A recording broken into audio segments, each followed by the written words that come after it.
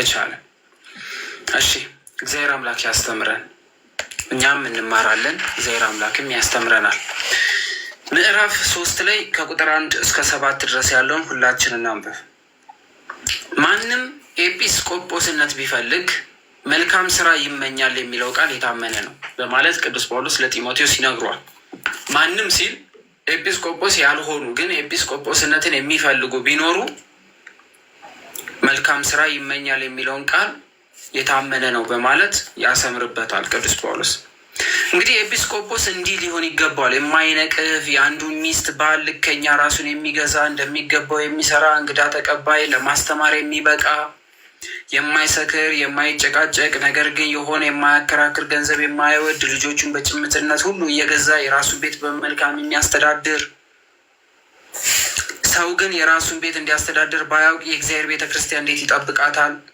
በትዕቢት ተነፍቶ በዲያብሎስ ፍርድ እንዳይወድቅ አዲስ ክርስቲያን አይሁድ በዲያብሎስ ነቀፋ ወጥመድ እንዳይወድቅ በውጭ ካሉ ሰዎች ደግሞ መልካም ምስክር ሊኖረው ይገባል በማለት ኤጲስቆጶስነት መሾም የሚፈልጉ እነዚህን ነገሮች ካላሟሉ መሾም አይችሉም በማለት ቅዱስ ጳውሎስ ይናገራል። ሲጀመር ኤጲስቆጶስነት ምንድን ነው? እንግዲህ ማንም ኤጲስቆጶስነትን ቢፈልግ መልካም ስራ ይመኛል በማለት ሲናገር ምን ማለት ነው ስንል ጳጳስ የሚል ሲሆን የአንድምታ ትርጓሜ ቅስና ሊሾም የወደደ በጎ አደረገ በማለት ይናገራል።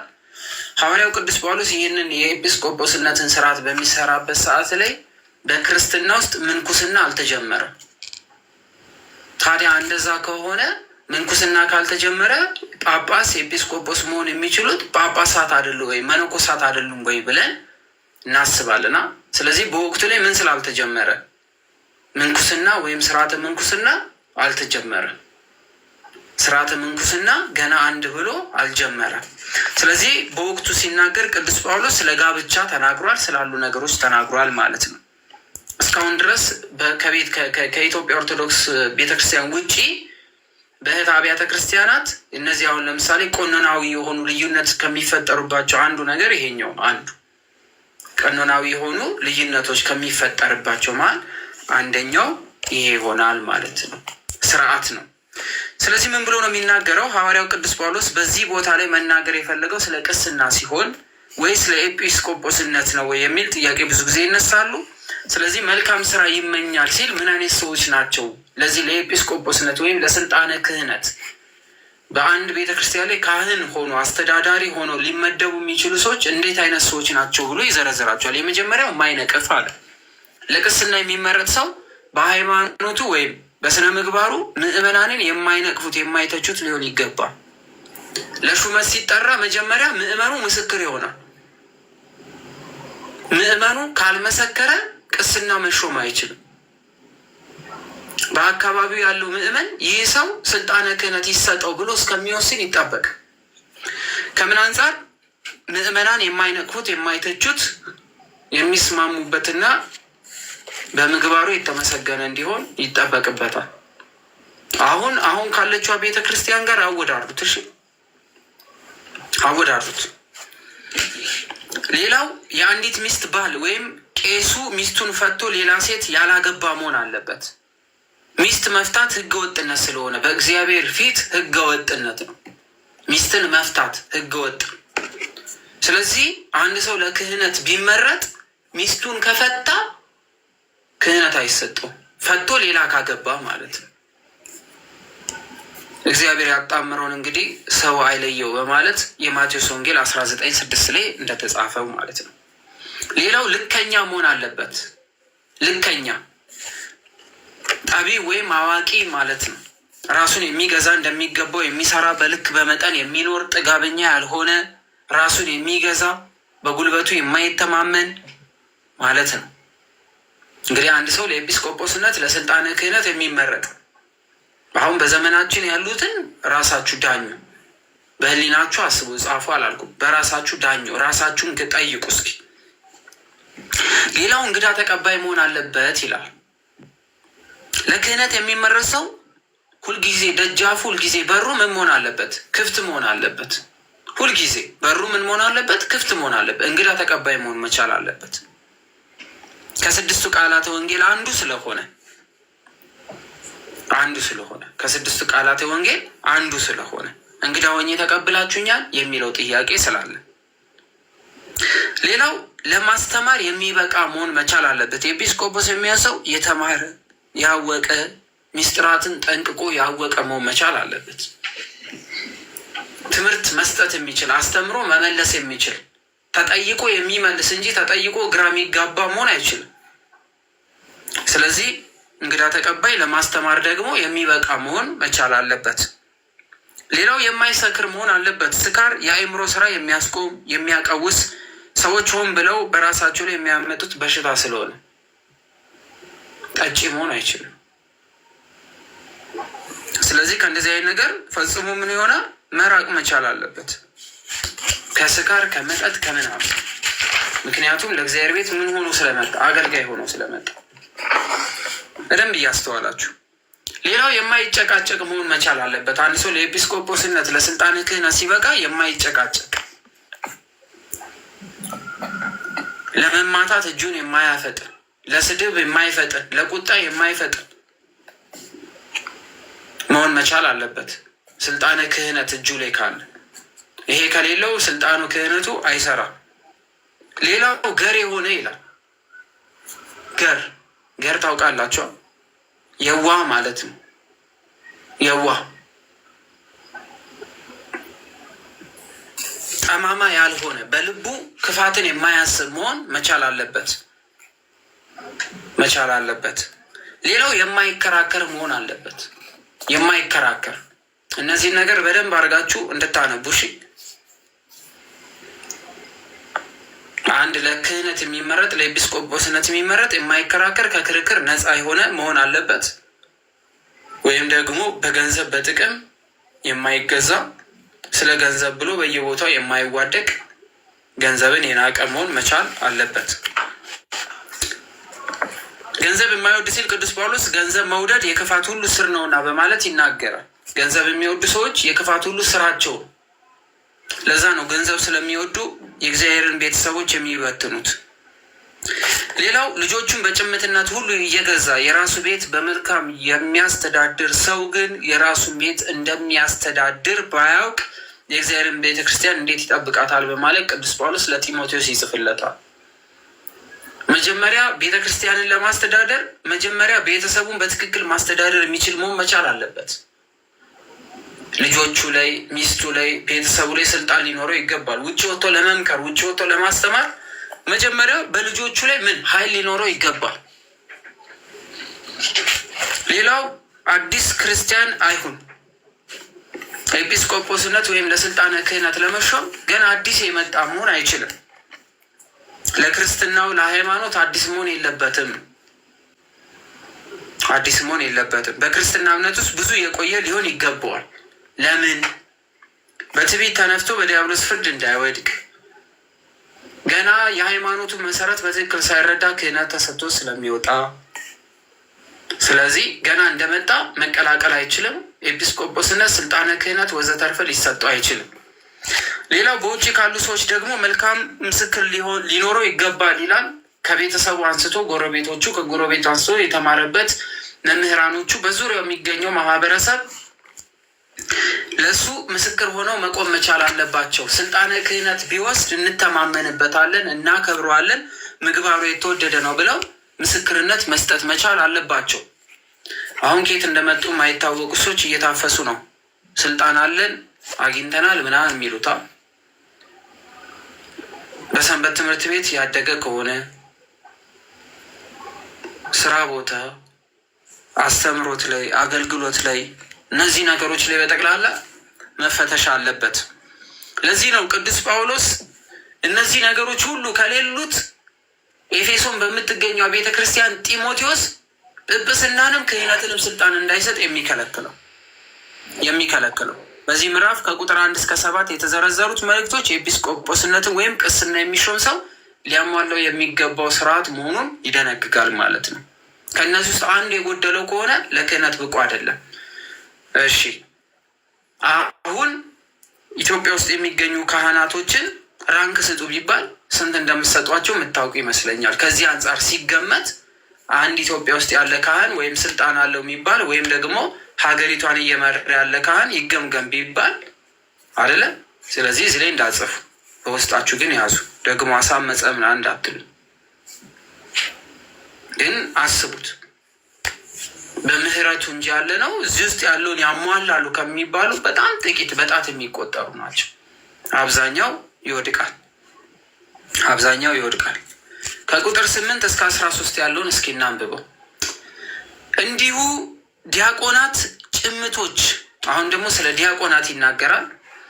እንዲሁም ዲያቆናት ጭምቶች፣ በሁለት ቃል የማይናገሩ፣ ለብዙ ወይን ጠጅ የማይጎመጁ፣ ነውረኛ ራብ የማይወዱ፣ በንጹሕ ሕሊና የሃይማኖትን ምስጢር የሚይዙ ሊሆኑ ይገባቸዋል። እነዚህ ደግሞ አስቀድሞ ይፈተኑ፣ ከዚያም በኋላ ያለ ነቀፋ ቢሆኑ በድቁና ስራ ያገልግሉ። እንዲሁም ሴቶች ጭምቶች፣ የማያሙ ልከኞች፣ በነገር ሁሉ የታመኑ ሊሆኑ ይገባቸዋል። ዲያቆናት ልጆቻቸውን የራሳቸውን ቤቶች በመልካም እየገዙ እያንዳንዳቸው የአንዱን ሴት ባሎች ይሁኑ። በድቁና ስራ በመልካም ያገልግሉ፣ ለራሳቸው ትልቅ ማዕረግና በክርስቶስ ኢየሱስ ባለ እምነት ብዙ ድፍረት ያገኛሉ በማለት ቅዱስ ጳውሎስ ደግሞ ስለ ዲያቆንና ስለ ዲያቆናዊት ይናገራል። ዲያቆን ስንል ወንድ ነው። ዲያቆናዊት ስንል ደግሞ ሴት ናት። ሴት ዲያቆናዊት ወይም ደግሞ ዲያቆን ከሚለው ስም ላይ ተወስዶ ዲያቆናዊት የሚል ስያሜ ይሰጣታል። ስለዚህ በቤተ ክርስቲያን ውስጥ ሴት አገልጋይ ዲያቆናዊት የምትባል አለች። እንዴት? እስኪ እንየው። የመጀመሪያው ጭምቶች በማለት ይናገራል። ዲያቆን የሚሆኑ ወይም ስልጣነ ድቁና የሚሰጣቸው ጭምቶች፣ ዲያቆናት ጭምቶች ሊሆን ይገባል። ጭምት ማለት የተረጋጋ ማለት ነው። የተረጋጋ መሆን አለባቸው በማለት የመጀመሪያው ሚዛን የማይቸኩሉ፣ ለስድብ የማይሮጡ፣ ለታይታ የማይሰሩ ዲያቆናት እንዲሆኑ ይናገራል። በሁለት ቃል የማይናገሩ በማለት የሚናገረው በሁለት ቃል መናገር ማለት ቃልን መለዋወጥ፣ አንዴ ከዚህ አንዴ ከዛ መሆን፣ ውሸት መቀላቀል ማለት ይሆናል። ሁለት ሀሳብ ይዘው የሚጓዙ መሆን የለባቸው። አንዴ ከእግዚአብሔር አንዴ ደግሞ ከሌላ መሆን አይችሉም። አንዴ ከዓለም አንዴ ደግሞ ከእግዚአብሔር አገልግሎት መሆን አይችሉም።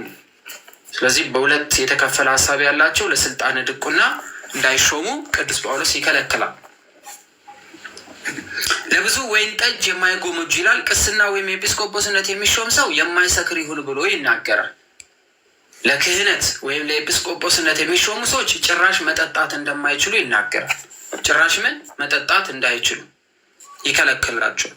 የማይሰክር ይሁን ብሎ ይናገራል። ዲያቆናትም አብዝተው እንዳይጠጡ ይመክራቸዋል። አብዝተው እንዳይጠጡ ምን ይላል? ይመክራቸዋል። ስለዚህ በቅዱስ ጳውሎስ አስተምህሮት መጠጣት ነውር አይደለም። ነገር ግን የሚጠጣበት አይነት ግን አንቀጽ አለው ማለት ነው። ስለዚህ ዲያቆናት አብዝተው እንዳይጠጡ ይመክራቸዋል። ለቄሶችም ሆነ ለዲያቆን የወይን ጠጅ አይጠጡ የሚል ስርዓት አልሰራላቸውም። ካህናት እንዳይሰክሩ፣ ዲያቆናትም ደግሞ ጎምጅተው ብዙ እንዳይጠጡ ይከለክላል። አብዝተው ጠጥተው እንዳይሰክሩ ግን ያስጠነቅቃቸዋል እንጂ ከናካቴው ምንም ነገር እንዳትጠጡ ብሎ በ4 ነጥብ ቅዱስ ጳውሎስ በአስተምሮቱ ላይ አልዘጋም ማለት ነው። ስለዚህ ይህን ክፍል በደንብ አድርጋችሁ ተመልከቱ። ነውረኛ ረብ የማይወዱ በማለት ደግሞ ይገለጻቸዋል። ረብ ማለት ጥቅም ነው።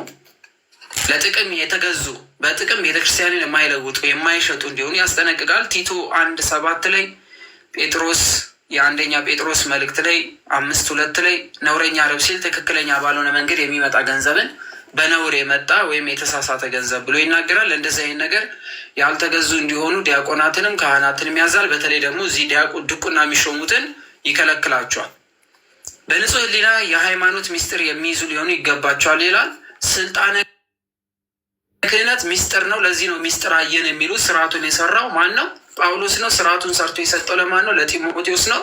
ስለዚህ ጳውሎስ ከማን አገኘ? ከእግዚአብሔር አገኘ። እግዚአብሔር የሰጠውን ጳውሎስ ለጢሞቴዎስ ሰጠ። ጢሞቴዎስ ደግሞ ስርዓቱን ያስፈጽማል ማለት ነው። እስካሁን ድረስ ቤተክርስቲያናችን ሰራለች። ስለዚህ ምስጢርን የሚጠብቅ መሆን መቻል አለበት ዲያቆን እንጂ አሁን ወጥቶ የሚለፈልፍ የሚያወራ ከሆነ ቅጣት ይጠብቀዋል። ምድረው ምስጢር የሚባለው ከኛ ከኢትዮጵያ ኦርቶዶክስ ተዋሕዶ እምነት ተከታዮች የተለየ አይደለም። ምስጢሩ የተለየ አይደለም። ግን ለዲያቆን የሚሰጠው ስልጣነ ምስጢራት መካከል የክህነት ስልጣን አለ። ስለዚህ ይህን የክህነቱን ስልጣን እንዲጠብቅ ይነገሯል። ከክህደት ከኑፋቄ የተለየ እንዲሆን ማለት ነው። ሃይማኖታዊ ምስጢርን የሚጠብቁ ሊሆኑ ይገባቸዋል። ከሀጂ መናፍቅ ትተው የሚወጡ ምናምን እንዳይሆኑ ቅዱስ ጳውሎስ ይደነግጋል። ለድቁና የሚበቁ ሚስጥር ጠባቂ መሆን መቻል አለባቸው። ሚስጥር የተደበቀ ማለት አይደለም፣ ስልጣነ ክህነቱን የሚጠብቅ የሚያስጠብቅ ማለት ነው።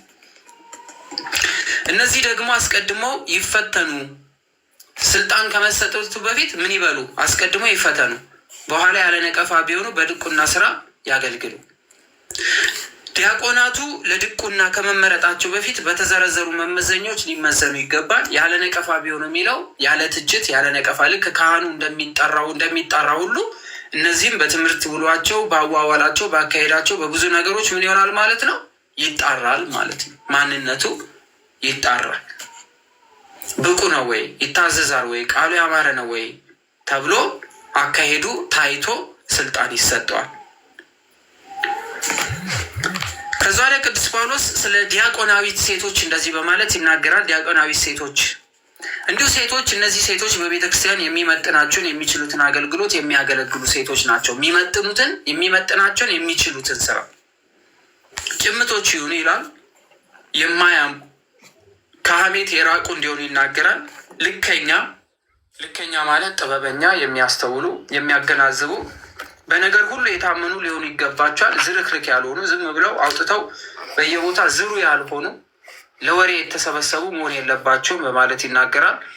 በቤተ ክርስቲያን ስለሚያገለግሉ ሴቶች ወይም ስለ ዲያቆናዊት ሴቶች መመዘኛው ከላይ ተቀምጧል ማለት ነው። ስለዚህ ዲያቆናዊት የሚባል አለ። ከዛ ላይ ይቀጥልና እንግዲህ በነገራችን ላይ አንድ ሴት ዲያቆናዊት ሆና ለመሾም እድሜዋ ስንት መሆን መቻል አለበት? እስኪ ጻፉልኝ። አንድ ሴት ዲያቆናዊት ሆና ለመሾም እድሜዋ ስንት መሆን መቻል አለበት? ጻፉልኝ እስኪ። ታውቃላችሁ? አንድ ሴት ዲያቆናዊት ሆና ለመሾም ስንት መሆን አለባት እድሜዋ? ናትናኤል፣ ቤዛ መልሰዋል። አስቴር መልሳለች። 60 መሆን መቻል አለባት። እድሜዋ ከ60 በላይ ካልሆነ ዲያቆናዊት ሆና መሾም አትችልም። ከ60 በታች አይቻልም። ስለዚህ አንድ ሴት ዲያቆናዊት ሆና ለመሾም እድሜዋ ከ60 በላይ እንዲሆን ይሾማል ማለት ነው። ያዛል። እናነበዋለን። ዲያቆናት ልጆቻቸውን የራሳቸውን ቤት በመልካም እየገዙ በማለት ይናገራል። ለቄስና ለኤጲስቆጶስ የተሰራ ስራ ለዲያቆናትም ተሰርቶላቸዋል ማለት ነው። የራሳቸውን ልጆቻቸውን፣ ቤተሰቦቻቸውን ማስተዳደር የሚችሉ ለድቁና አገልግሎት እንዲመረጡ መልእክቱን ያስተላልፋል። አንድ ዲያቆን ሆኖ መቀጠል የሚችለው እስከ ስንት እድሜው ድረስ ነው? በኢትዮጵያ ሆነ በዓለም ላይ አንድ ዲያቆን ሆኖ ማገልገል የሚችለው እድሜው ስንት እስከሚሆን ነው? በድቁና የሚያገለግለው እስከ ስንት ነው? 30 እስከ 30 ዓመት። እስከ 30 ዓመት ዲያቆን ሆኖ ማገልገል ይችላል። አግብቶም ማለት ነው። አግብቶ 30 ዓመት እስከሚሞላው ድረስ በድቁና ማገልገል ይችላል። ዲያቆን ሆኖ ልጅ መውለድ ይችላል ካገባ በኋላ።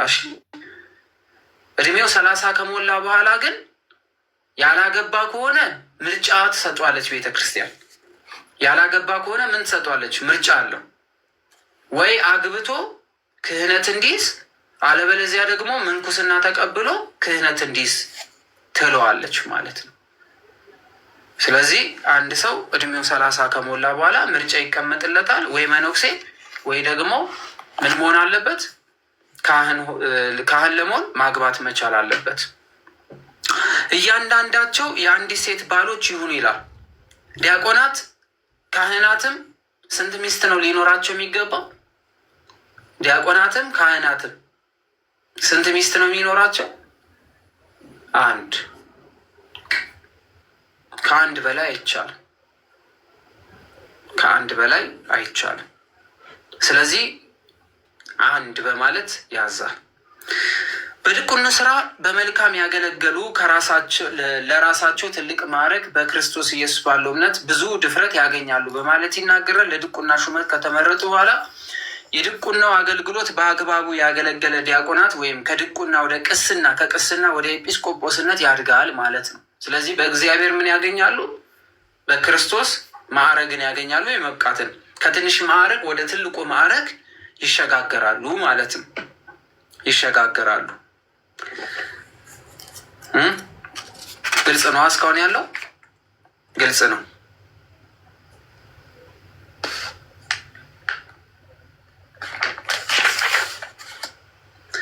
እሺ ከቁጥር 14 እስከ 16 ያለውን እናንብብ። ከቁጥር 14 እስከ 16 ያለውን እናንብብ። ፈጥኜ ወደ አንተ እንድመጣ ተስፋ አድርጌ ይህን እጽፍልሃለሁ። ማን ነው የሚለው? ይህን ቃል ማን ያለው? ፈጥኜ ወደ አንተ እንድመጣ ተስፋ አድርጌ ይህን እጽፍልሃለሁ የሚለው ማን ነው? ማን ነው? ቅዱስ ጳውሎስ አይደለም? ጳውሎስ ፈጥኖ ወደ ማን መሄድ ይፈልግ ነበረ? ወደ ጢሞቴዎስ።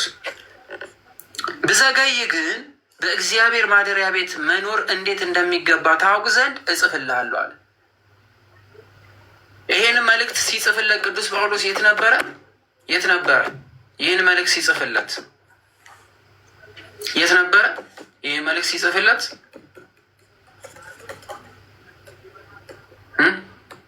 ለጢሞቴዎስ ይህን መልእክት ሲጽፍለት ቅዱስ ጳውሎስ የት ነበረ? ሮም ነበረ። ሮም ለጢሞቴዎስ ይህን መልእክት ሲጽፍለት ማለት ነው። ስለዚህ ብዘገይ እያለ ቅዱስ ጳውሎስ ይናገራል። እናየዋለን። እስኪ ትርጓሜውን በደንብ እናያለን። ብዘገይ ግን እግዚአብሔር ማደሪያ ቤት መኖር እንዴት እንደሚገባ ታውቅ ዘንድ እጽፍላለሁ። ቤቱም የእውነት አምድና መሰረት የሕያው የእግዚአብሔርን ቤተ ክርስቲያን እግዚአብሔርም የመምሰል ምስጢር ያለ ጥርጥር ታላቅ ነው። በስጋ የተገለጠ በመንፈስ የጸደቀ ለመላእክት የታየ በአሕዛብ የተሰበከ በዓለም የታመነ በክብር ያረገ በማለት ቅዱስ ጳውሎስ ይናገራል። ቅዱስ ጳውሎስ ይናገራል። ምን ማለቱ ነው? ቅዱስ ጳውሎስ ወደ ጢሞቴዎስ ካልሄደ ከዘገየ ግን በእግዚአብሔር ማደሪያ ቤት ማለትም በቤተ ክርስቲያን እንዴት መኖር እንደሚገባው ወይም እንዴት ማገልገል እንደሚገባው ጢሞቴዎስ እንዲያውቅ ይህን መልእክት ይጽፍለታል ማለት ነው። ባይገናኙ ቅዱስ ጳውሎስ የሚለው ባንገናኝ እነዚህ ስርዓቶች በቤተ ክርስቲያን የሚሰሩ ስርዓቶች ናቸው ብሎ ቅዱስ ጳውሎስ ለጢሞቴዎስ እየጻፈለት ነው። ይህ ቃል የታመነ መሆኑን ይነግረዋል። ሚስጥር ነው ብሎ ይነግረዋል። ይህ ሚስጥር ከሶስቱ አካል አንዱ አካል ሰው የሆነበት ስልጣንን ለሰው ልጆች የሰጠበት ሰው አምላክ የሆነበትን ሚስጥር ይናግረዋል። አምላክ ምን የሆነበትን? ሰው የሆነበትን ሚስጥር፣ ሰው ደግሞ አምላክ ተብሎ የተጠራበትን ሚስጥር፣ አምላክ የሰው ልጅ ተብሎ የተጠራበትን ሚስጥር ያስረዷል። በስጋ የተገለጠ ይለዋል፣ ሚስጥረ ስጋዊ። በመንፈስ የጸደቀ ይለዋል፣ የሰው መሆን በመንፈስ ቅዱስ የተረጋገጠ ማለት ነው። ኢየሱስ ክርስቶስ በመንፈስ ቅዱስ ተጸንሶ ተወልዷልና። ለመላእክት የታየ ይላል። ለምን? ለመላእክት ምን የታየ? ጌታችን በተወለደበት ቀን መላእክት አይተውታልና። በአሕዛብ የተሰበከ ይላል። አይሁድ አናምንም ሲሉ ወንጌል ለአሕዛብ ተሰብኳልና ከእነሱ መካከል አንደኛው አሁን ጢሞቴዎስ ኤጲስቆጶስ የሆነባት የኤፌሶን ጭምር ስለሆነች በዓለም የታመነ ይላል። ኢየሱስ ክርስቶስ ዓለም ምን ብሎታል? ተቀብሎታል። በክብር ያረገ ይሏል። የሐዋርያት ሥራ ምዕራፍ 1 ከቁጥር 6 ላይ በክብር እንዳረገ ሁሉ እንዲሁ ደግሞ በስልጣኑ ይመጣል ብሎ ነግሯቸዋል። ስለዚህ ቅዱስ ጳውሎስ ለጢሞቴዎስ እነዚህን ስርዓቶች ይሰራለታል፣ እንዲያውቅ እንዲያስተምር፣ ቤተ ክርስቲያንን በንጹህ ሕሊና በንጹህ ሀሳብ በንጹህ ፍቃድ ሙሉ ማንነት ሙሉ አካል ማንነት ሙሉ ለሙሉ ለእግዚአብሔር ሰጥቶ ማገልገል እንዴት እንደሚገባ ቅዱስ ጳውሎስ ይጽፍለታል። ለማን? ለጢሞቴዎስ። ጢሞቴዎስ እንደምታውቁት በአባቱ አረማዊ በእናቱ ካመኑት ወገን ናት። ካመኑት ወገን ነው። ቅዱስ ጳውሎስ ሐዋርያት ገና ብዙ እየተማሩ ስላልነበረ ወቅቱ ላይ የነበረው ክርስትና ገና ወደ ዋናው ይሄ የአዲስ ኪዳን እየተረማመደ ስለነበረ ክርክር እንዳይነሳበትና ጢሞቴዎስ ላይ ችግር እንዳይፈጥሩበት ሲል የአዲስ ኪዳን ስርዓት እንኳን ባይሆንም መገረዝ ስለማይጎዳ ከጭቅጭቅ በማለት ወይም ደግሞ ሌላ ንትርክ ከሚነሳ ብሎ ጢሞቴዎስን ገዝሮታል። በአዲስ ኪዳን ስርዓት ደግሞ እንዲጠመቅ አድርጎታል። የመጀመሪያ ደግሞ የመንፈስ ልጁ ነው። በጣም የሚወደው የሚቀበለው የሚከተለው ጢሞቴዎስ እድለኛ ነበረ። ከነ ቅዱስ ሉቃስ ጋር አብሮ የነበረ እጅግ በጣም ተወዳጅ፣ እጅግ በጣም የተከበረ፣ እጅግ በጣም ትልቅ ጥበብ የነበረው በተለይ ከቅዱስ ጳውሎስ ስር ያልተነጠለ መከራ ሲቀበል አብሮ የተቀበለ ሲሰደድ የተሰደደ እዚች ኤፌሶን ቤተክርስቲያን ላይ ደግሞ ኤጲስቆጶስ ሆኖ ሲሾም በጉልበት ቅዱስ ጳውሎስ በቁጣ የኤፌሶን ቤተክርስቲያንን እንዲጠብቅ ያስገደደው መሆኑን ገና መልእክቱን ሲጀምር ቅዱስ ጳውሎስ አይተነዋል። አስገድዶት እንዳደረገው። ለምን አስገደደው ስንል የኤፌሶን ቤተክርስቲያን እየተበተነች ስለነበረ፣ ሀሳቢ የሆኑ መምህራን እየገቡ ስለነበረ፣ ስልጣንን ሳያገኙ ስልጣን አለን ብለው ብዙ ነገሮችን እያበላሹ ስለነበረ ቅዱስ ጳውሎስ ለኤፌሶን ሰዎች ጢሞቴዎስን ኤጲስቆጶስ አድርጎ ሾመላቸው። ስለዚህ በእንደዚህ አይነት መንገድ ስልጣኑን እንዲጠብቅ ይነግሯል ማለት ነው። እግዚአብሔር አምላክ ከፈቀደልን ደግሞ ምዕራፍ 4ን ነገ እንማራለን። ወስብሐት ለእግዚአብሔር ወላዲቱ ድንግል ወለመስቀሉ ክብር። ይቆየን። የቅዱስ ጳውሎስ በረከት አይለየን። የዛሬ ትምህርት ይሄን ይመስላል።